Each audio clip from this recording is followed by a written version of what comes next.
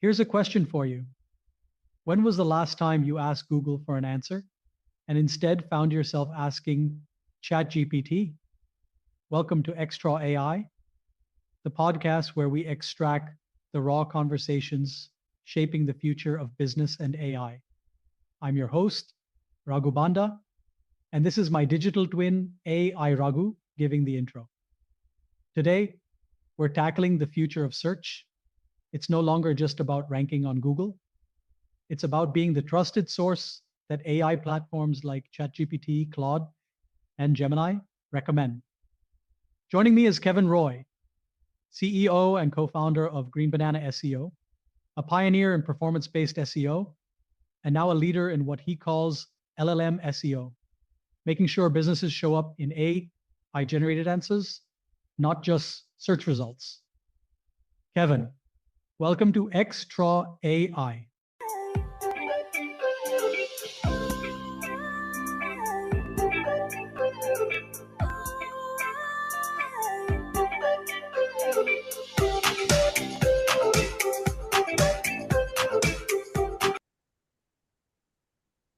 All right.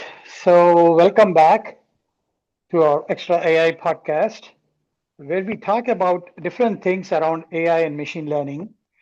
And today, in the context of today, we are having an interesting conversation. We all know about the impact of search and how search has evolved over a long time.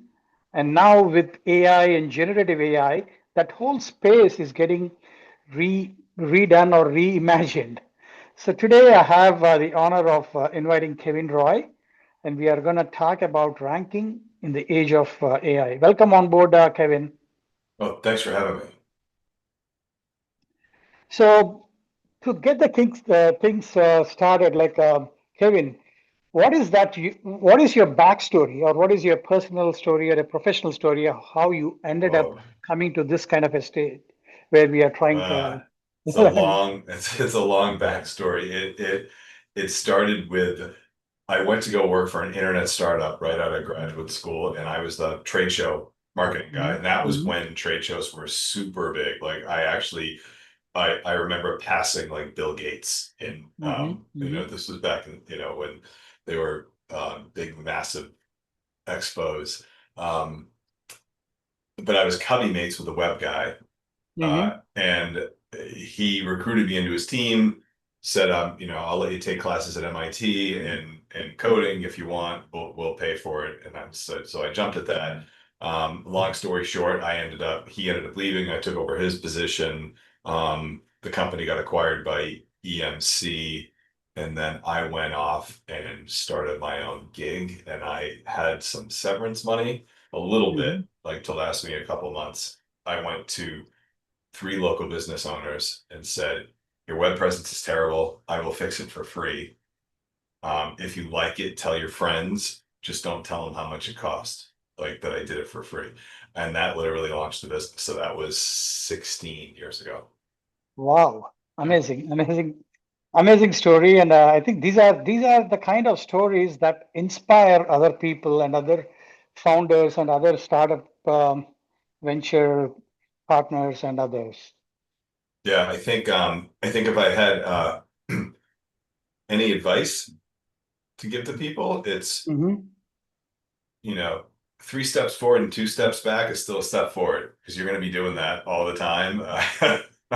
So just consistently try to keep moving forward, knowing that you're going to go backwards a little. Beautiful. So before getting into our conversation, I have one other question. Like, I know you have been in marketing for a little over 20 years, right? What's that one AI-powered change in search that you think people still haven't noticed, but it's already happening? So one thing that people still haven't noticed that's already happening, I think, in search. That's a great question. maybe we can come back to that later. No, I guess I would say that Yeah, let's come back to that because I have Yeah, to think that I see it so much that for me, it's yeah, like, I don't know how everybody's not noticing it. Right? yeah. Because Yeah. for us, we are in Yeah. that business. We see Right. that, but for Right.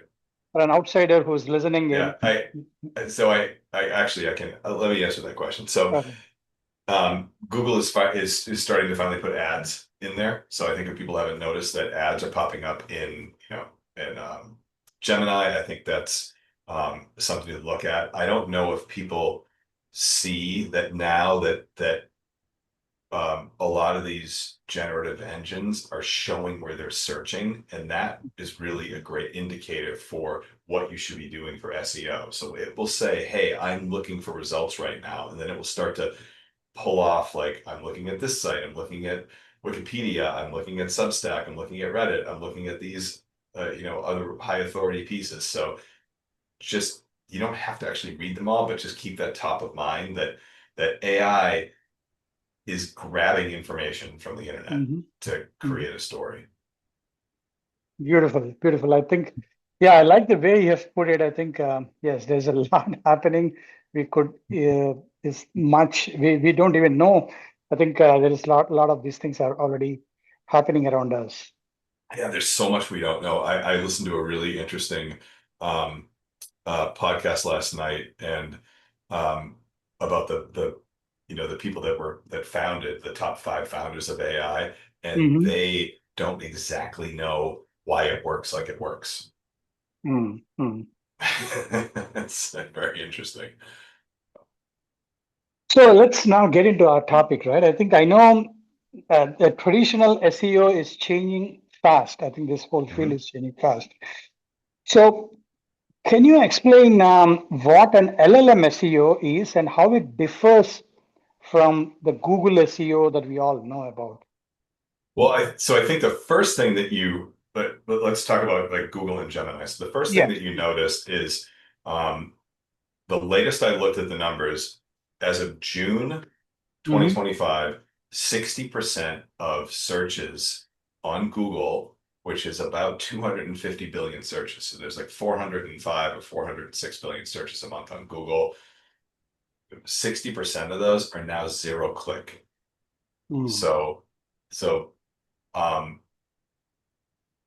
Google and also all the other LLMs are Hmm. giving you the answer at the very top, and people are getting that answer and not clicking it.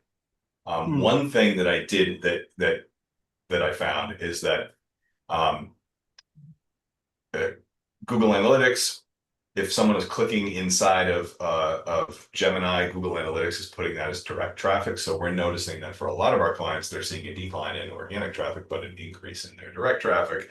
But they're also pulling in some searches from ChatGPT. Why Google uses ChatGPT as a tile and doesn't have Gemini as a tile is, remain to Hmm. be seen. But we're seeing that kind of data. So that's the biggest thing that is changing is people aren't clicking. So it's really, Hmm. really important that you get up into the top. Okay. Okay. So now when we come to this LLMs, right? LLM search engine optimization. Uh, you've said that getting mentioned in a chat GPT or cloud answers is that what the real future of SEO, right? Like, but how does it actually work? Because many people might think that, okay, if my answer is coming in a chat GPT or a cloud or a Gemini, it is Mhm. being mentioned. But if not, uh, I'm kind of I don't know what to say, but how does it actually work? How do you make it available as part of this? Uh, Well, I think the first thing is you want to find out if you're ranking or not, and if you're yeah. being mentioned in there. So there are tools out there that will tell you, hey, you're being mentioned in these AI, and this is how many times you're being cited, and these are the topics that you're being cited for. There like one of my favorite tools is it's really hard to pronounce, and I hope they change the name of this. It's wakeai.io. Hmm. Um, and they will come and say, you know, here are your strengths in AI. And here are some of the knowledge gaps that AI is looking for that your competitors are outpacing you in. So what we're seeing in these different AI engines is that they're trying to build a comprehensive story to answer the questions, but they don't all look for the same thing. So Google, for example, is going to put a lot of value in GBP or Google Business Reviews, right? Because it's their domain and their property. Chat a lot of times is looking at Wikipedia or Substack and Reddit. So they're all pulling information from different places in the internet, but it seems like they're all building their story their own way right now. But back to your question, I would spend the time exploring different tools like Ahrefs, SEMrush, SE ranking, that Wake AI tool, and it will show you. They all have a little bit different information, but a lot of them are highlighting if you're being mentioned, where you're being mentioned, and some of the gaps that you have in it. So taking that further, like what are some of those common mistakes businesses might be making, right, when trying to adapt an AI-driven search pattern? So now that we are getting into this game of finding your business out or finding yourself out in this mesh of things or maze of things. So what is that what are some of those common mistakes businesses are making? Well, if they're still optimizing towards Boolean searches, which is, Boston SEO, people are now looking for who's the best SEO agency in Boston. And they're asking chat questions. They're conversing like you and I are conversing right now. And that's one of the things that the large language models are giving people the ability to do. So you should be creating like FAQ sections on almost every one of your pages. So you can say, around this subject matter, here are the questions that people are looking for, and here are the answers. Another thing that you should do that's people should be doing, but a lot of people aren't doing it, is adding it to your schema. So you can put Q&As in your schema or your markup language. So that we're finding that seems to be working really well because the large language models are accessing schema and pulling that up in their search. So basically what you mean to say is that the way this generational shift is happening, earlier we used to kind of interact on the systems by typing in some things or maybe through some user interface screens or going through a website and so on and so forth. And of course, the websites are designed in such ways, maybe showing some transactions or showing some details. But now it is all driven towards an FAQ style or a conversational style. So the way things are moving towards is that you need to have some kind of a conversational interface built into your web engine or your web business so that it's easier to be made available in some of these engines. Right. Exactly. I think one of the best statements I've read lately is that LLMs were created by linguists, not computer programmers. So Google, Bing, and all the search engines were built by computer programmers. LLMs were built by linguists and powered by developers, right? So when you're formatting your website or when you're formatting your links or your press releases or comments on Substack and Reddit, think about how you and I are talking right now. So I love, like, I don't know, I'm older, I like Star Trek, right? So Data, go find me the best pizza place in Manhattan. And it's coming back, not having to think and say, I need to go best pizza Manhattan and Google it and read a search. So I like the way you put it, right? I think saying the LLMs, I think, are being built by the linguists so that it understands the common language or the language patterns of people speaking or conversing. Right. There is still this notion, right? I think, of course, that shift is happening in companies like Google, and of course, there are a lot of other bigger players in the LLM space like OpenAI and Cloud, Yeah, and everybody right. is investing in this. There is still this notion that many companies still think that ranking on Google is the finish line, or the Google search is the finish line. Mhm. So if they think in that way, what is that particular thing they're missing about the So evolving landscape, right? I would say that they're not necessarily missing Mm, the boat mm, on that. So there's something called training data and grounded data, and I'm talking about Gemini. So Google, which is the biggest search engine that right. people are still going to in droves. Um, Training data is the information that the AI already has, that it's already compiled. Grounded data is search based. So Mm-hmm. Google is pulling, or Gemini is pulling a lot of information by a search. So one of the Mm-hmm. things that we've noticed is our long time, like, so for us to shift from an SEO agency to an AEO agency was not that big of a lift. We had to Okay. start adding more JavaScript, more markup. We had to find out where some of the gaps were in content that these LLMs were looking for, add more questions and answers. But generally, if a client is ranking really, really well for a lot Mm-hmm. of their core keywords, the LLMs are going and looking for it. They're gathering all that information from the internet and it's pulling them up in those. So if you're ranking really well, you're already in a good spot. You just have to find out where your deficits are. Like, you know what? I'm a physical therapist and there's not a lot of information about my doctors here or the Mm-hmm. trainers here. It puts their name in a picture, that's it. But it should really say that, Jim has been doing physical therapy. He went to this school, he specializes in knees, and here's his blog page. Here's some of the things that he does. That's what they're in that instance, they're looking for that kind of a story. Mm-hmm. Mm-hmm. So if you have to advise the business owners, right? Like for a business owner who has no time to figure out a lot of these details, right? I think there are now different tools popping up: ChatGPT, Perplexity, Mhm. Gemini. What would be the smartest first step that these business owners should focus on?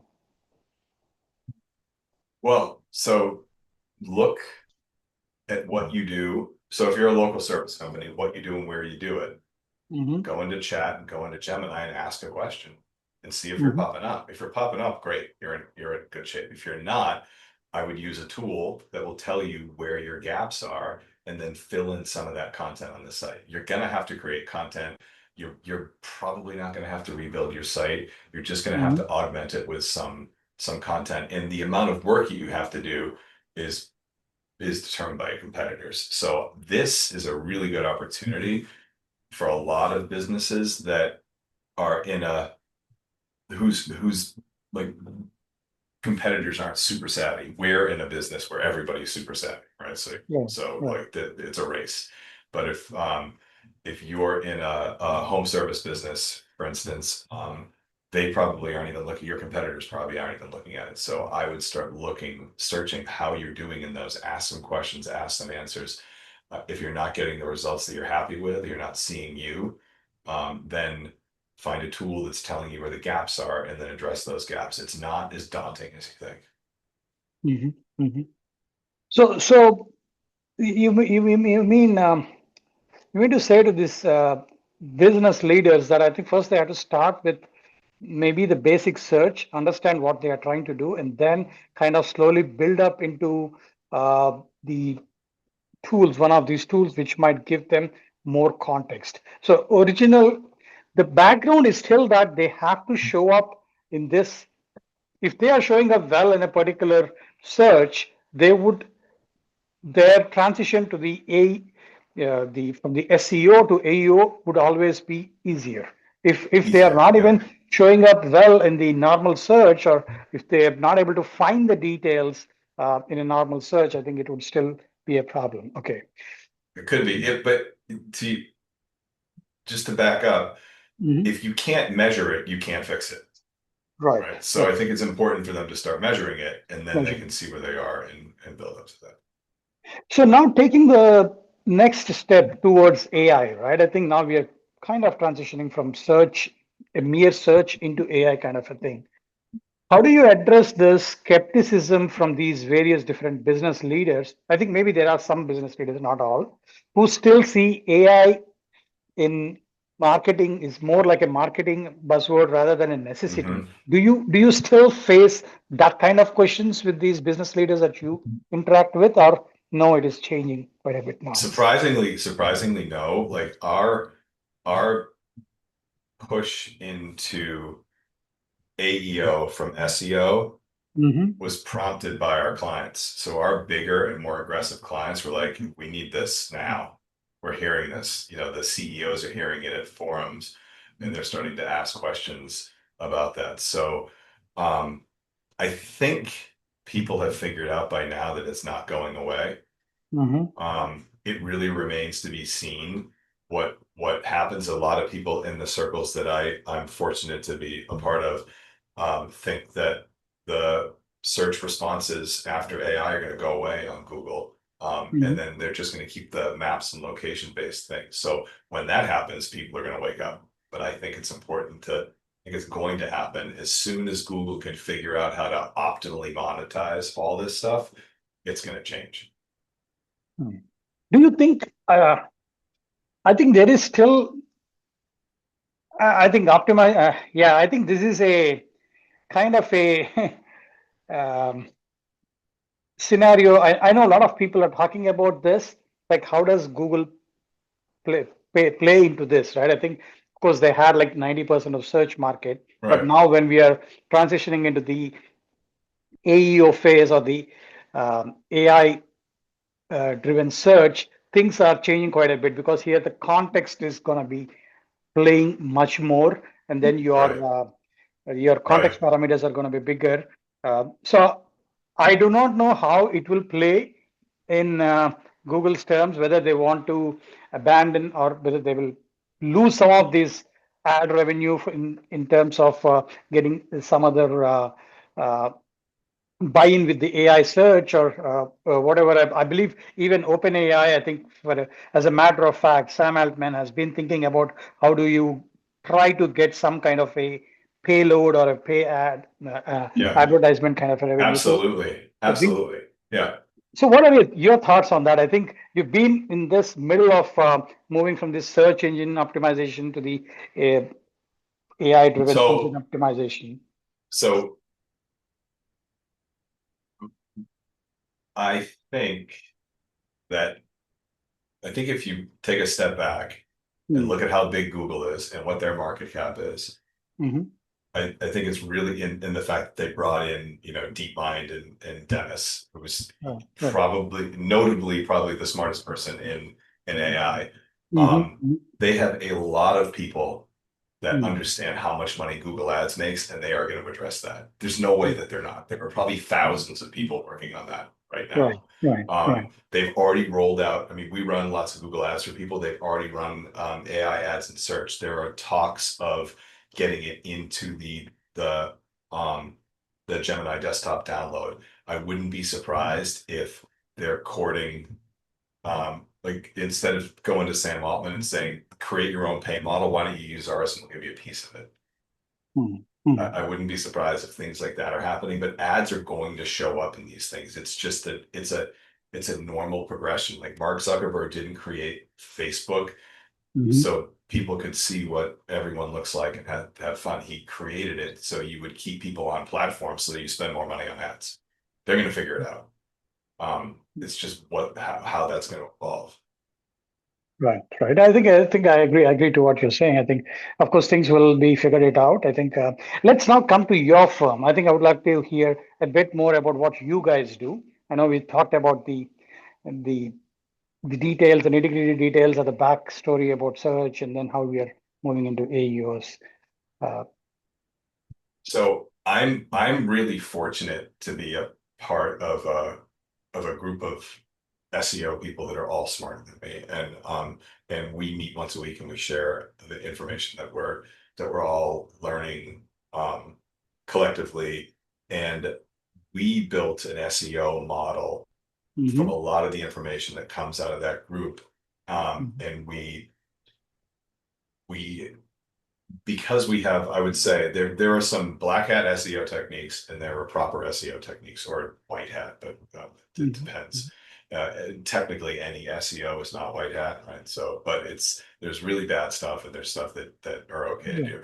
We can't do the bad stuff because we have clients. So we have clients that we engage with, and we can't do anything that would get those people flagged. So it means we had to kind of work harder to get our clients to rank, because we couldn't use any of the fun tricks. So for us, high quality, relevant content, building content stacks or content trees that go in and address late semantic index words or variant keywords that support your main story. So we build our content like that, and we use press releases to do our link building, because it's high authority publications that Google isn't worried about. So you can send out 400 to 800 PRs to get 400 to 800 links with their real links that link back to the page that we're trying to rank. So what we found is that the clients that we've been doing that for are in a good position in AI when we ran it against those tools that tell us where the gaps are. Now we're shifting into what are those gaps. Like AI is looking for these stories that we're not telling on the website and building those pieces into it using our, methodology, our content methodology.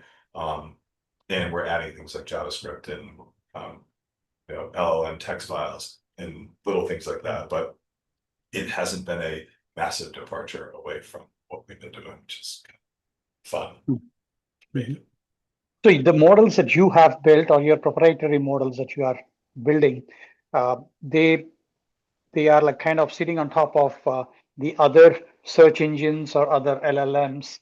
I think we got lucky, because we had a strategy that was working for us, that was grounded in we have to do things that are above board for our clients, because we can't risk doing a fancy clickbait tactic that gets them banned. And LLMs gravitated towards those solutions. Doesn't mean that we're perfectly optimized for everything for all of our clients, but I think any SEO that's doing the right thing, and any SEO that's listening to this knows exactly what that is. You're gonna start doing some searches, and you're gonna notice that you're in a better spot than other people. So maybe I think depending on a particular customer or a particular scenario, you might be using different techniques and different LLMs or different search engines underneath. Yeah. I mean, look, so right now, I know people are probably going to debate this a lot, but Chat and Gemini right now, if I had to focus on any of them, I would just say, let's just focus on Chat. Gemini, Perplexity is super controversial. They do a lot of super cool stuff, but they are in the news for all the wrong reasons a lot, so we don't know what's going on there. So yeah, but I would those are the things that I would be focusing on. So if you could explain, we don't need to talk the name of your customers or name of the companies that you work with, but if you could explain realistically an example, or where you can walk us through an example, and how using your tools and your models, how you have significantly improved a client's visibility. What could that be? Could you walk us through a scenario? Sure. So what we'll do is we'll look at their top competitors and run a comparison in Gemini, Claude, Perplexity, Sonar, Chat, and say, here's how you're doing against your competitors in all of these LLMs, and here are some of the critical structural and content gaps that they're looking for that you don't have, that your customer has, and we have to augment that. Like, one of our really large clients is doing super well, but they don't mention pricing on their website, and their competitors are popping up because Chat and Gemini are trying to give answers to the client about pricing, and they can't find it on their site. Notably, one of the things that was really interesting is that we looked at the people, their competitors that were doing really well on pricing, and found that they address the topic of pricing, but don't put prices. So as long as that language is in there, so they're not coming out and saying this costs this, right? They're saying this is how we factor in pricing for the type of product that you're looking for, because they have a product that is very, very, very, very variable pricing. So they don't ever want to say it costs, $500 for $10,000, because it could be, hundreds of thousands of dollars. So that's what we're doing for our clients. So we're building that out. We're addressing the content where they have the biggest gaps. We're also going in and adding schema, or making sure they have schema with questions and answers. We're adding FAQ sections to all of their pages. We're adding what's called LLM text files, which is like a robot's text, like a follow and no follow. There's a if you look up LLM.txt, there's an include where you could say like chat, Claude, Gemini, Grok, Sonar, Perplexity, follow us. It's remains to be seen if it's working, but it's like a handshake or rolling off the red carpet to them, and why not have it in there so your code is accessible to them, or it makes it easier for them to access it.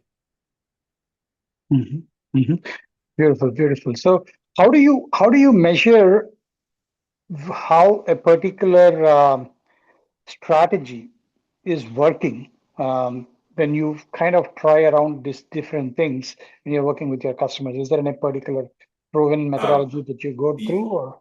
So it's mentions and citations in the LLM. So I think I said this earlier, like I've evaluated a lot of tools. I have tools that I like to use.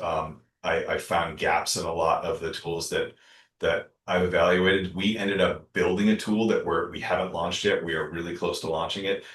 And it specifically shows how many times you are mentioned and what you're mentioned for in the different LLMs, because a lot of our clients are used to seeing, here's how many times, look in Google Search Console, here's how many times someone clicked this keyword, or here's the impression share for when someone, typed in bicycle, and here's how many people click bicycle. So they're looking for that. So we're creating something that shows something similar, because that's what people are understanding. I think a lot of the measuring tools that I've seen are so cool. They're so complex, and most people don't. I always think, if I have trouble understanding this before I really dig into it, then, and this is what I do for a living, most people are probably not going to understand that. Right. Yeah, I think interesting. I think I really echo your thoughts on that. I think you need to get how these things are going to be showing up in their search optimization or search engine optimization, and how it shows up. Now, let me come to go ahead. I think you're saying something. No, I also wouldn't be surprised if it starts showing up more visibly in GA4 or some of the measuring tools. I think it's just so new, and there's so much data coming in from so many sources that it's still kind of messy. Yes. And I know the space is evolving at a very rapid pace with a lot of these new things happening out there. So now I'm coming to this interesting question. I call this the XTraw AI question. I know I term this as $1 million or $1 billion question. I know in a world we see now where there's a lot more. The last 2-3 years, we've seen a lot of change happening with generative AI, right? I think you're generating a lot of text, a lot of images, a lot of content. I would say the amount of content now getting generated is a lot more. I'm pretty sure, I think there is some statistic saying that there'll be a lot more AI generated content compared to what is realistically out there. So in this kind of a world where AI itself is writing the answers, how does your firm, I think you guys make sure that your clients are the answers for them, because you are in that search engine optimization or AEO optimization? So it's measuring. So we're measuring against their competitors for the mate, like what they do and where they do it. Mm. And seeing how they're stacking up against their competitors and how many times they're being mentioned in that. I think I kind of want to back up to one thing that you had mentioned that I haven't seen addressed yet is, so we all know that there is a ton of content being generated right Yeah. now. Yeah. It would, to write a good 4,000 word article 2 years ago or 3 years ago, it would take you 3 or 4 days to really do a good job of it. Now it's seconds to do that. So that information is being pumped out. So what I am struggling with is, how can all that data be processed? Because it's being served up on the internet, and it still has to be processed by Google and Claude and Gemini. And so think about the fact that they have taken, you know, I have to figure out how to sift through the entire ocean, and then you put 3 more planets worth of ocean on top of that and say, figure out how to get through all this stuff. Right. That's the piece that is keeping me up at night. So I'm trying to figure that, like, are we doing all this work and Google's just gonna go revert back to all the old stuff because it can't keep up with all the data? Right. And so that is where, so what would you say would be your differentiation factor is, how do you kind of handle that and help your customers in their So journey? So how we used to differentiate ourselves is we still do a little bit of it with Google SEO, but we're pay for performance. We're the first pay for performance SEO agency.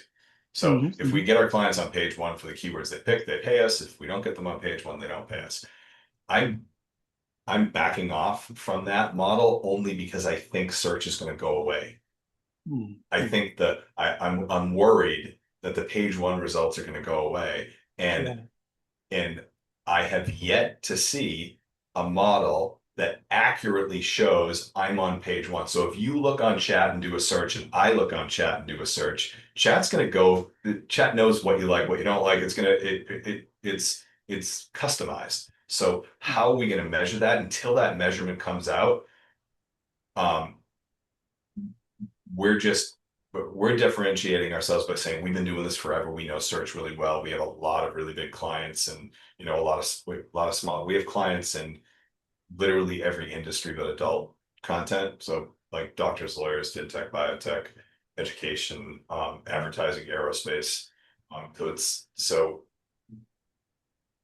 that's how we're differentiating ourselves right now.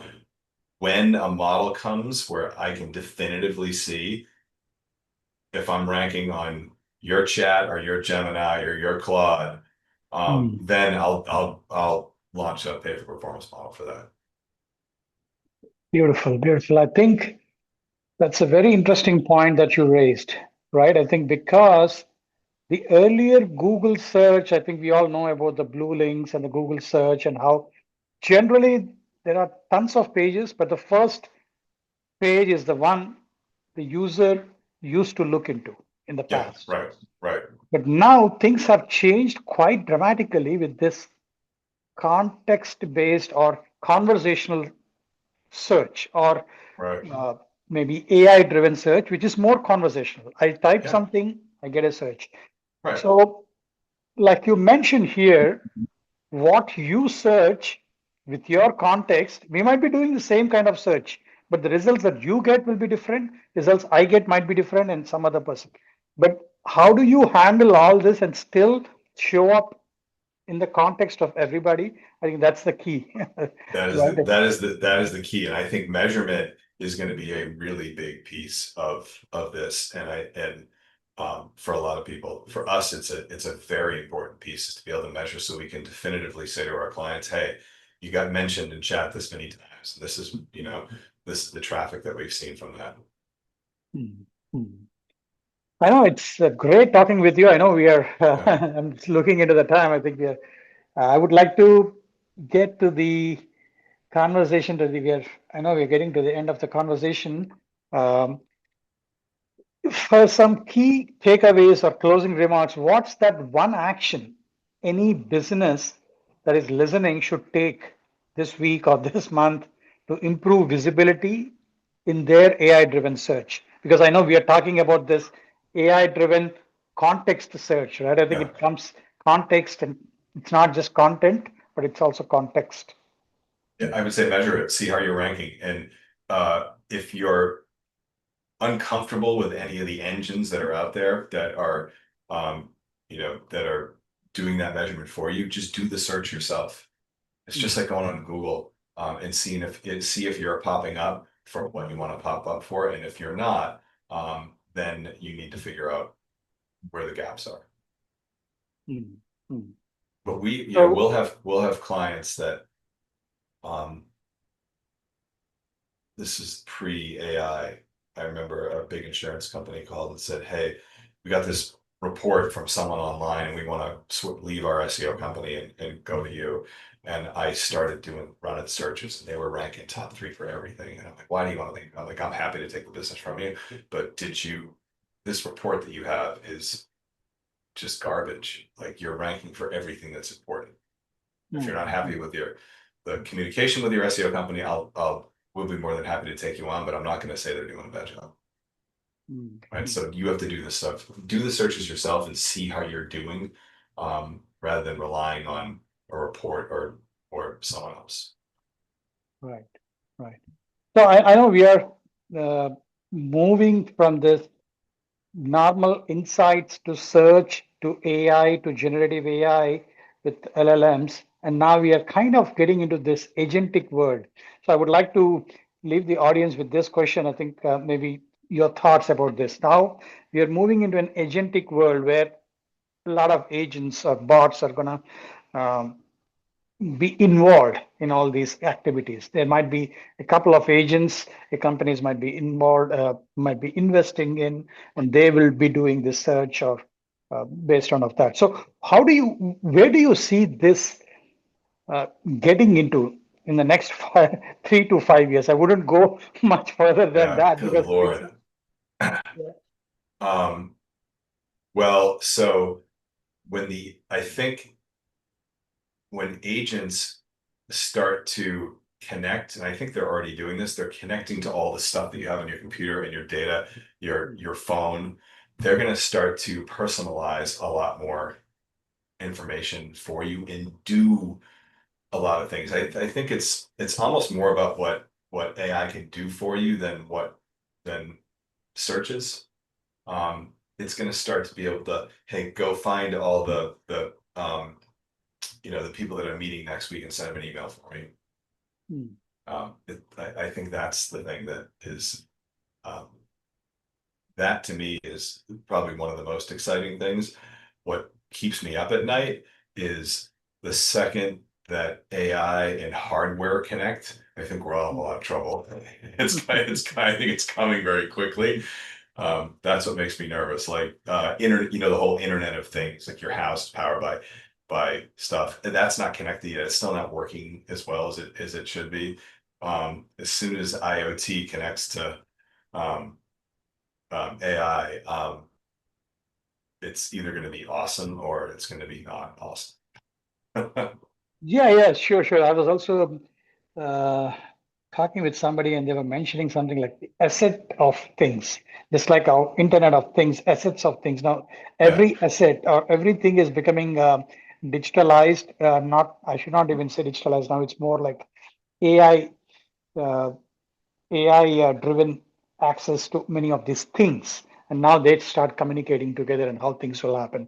Like you said, I think. Yeah, I know things are happening at a rapid pace, and I believe are your customers, your clients already asking about these kind of questions? I believe Yes. to some extent, right? I think, yeah. Yeah. They're all the larger clients are asking about it. And now I got an email from my team this morning. They're like, more and more people are asking about this. It's coming quickly. I think it's something that I think if you don't address it, just at least don't ignore it. It's been a great talking with you. How would, if anybody would like to get more information, where should they go? You want to give a shout out about your? So they can look up GreenBanana SEO, and also I kept losing my business card years ago, so I ended up optimizing for I just met Kevin. So if you Google I just met Kevin, you will pop up. If you say to an LLM, I just met Kevin, it's going to come back and say, so what? Because it's Boolean, right? So that's important. But if you do a Google search for I just met Kevin, it'll take you to my contact information. Great. It's been a pleasure talking with you, Kevin. Thank you. Thank you so much. This was great.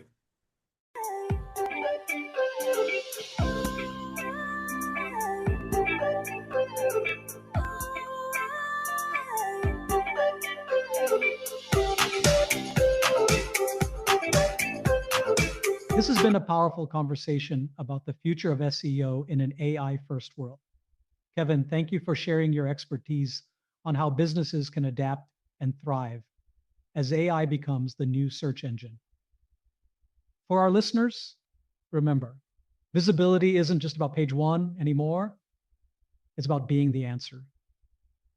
If you enjoyed today's episode, be sure to subscribe, share it with your network, and check out past conversations where we decode the impact of AI across industries. Until next time, keep predicting the future with AI technologies and stay XTraw.